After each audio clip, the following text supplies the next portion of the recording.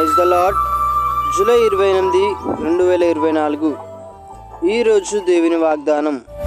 యెహోవా మీ పక్షమున యుద్ధము చేయును, మీరు ఊరకై ఉండవలెను. నిర్గమకాండము 14వ అధ్యాయం 14వ వచనం.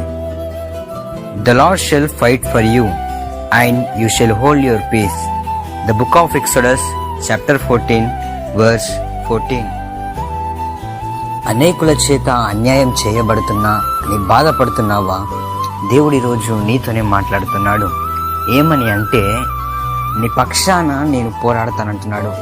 నీవు కేవలము ఊరకనే ఉండవలెను అని దేవుడు మాట్లాడుతున్నాడు. కాబట్టి నీ పక్షాన పోరాడడానికి దేవుడు సిద్ధంగా ఉన్నాడు. నీవేం చేయాలంటే, ఎల్లప్పుడూ కూడా దేవుణ్ణి ఆరాధించే వారమై నీ పూర్ణ హృదయంతో, నీ పూర్ణ ఆత్మతో దేవుణ్ణి ఆరాధించే వాడిగా నీవు ఉంటే, దేవుడు నీ పక్షాన ఉండి పోరాడి నీకు న్యాయం జరిగిస్తాడు. ఆమెన్.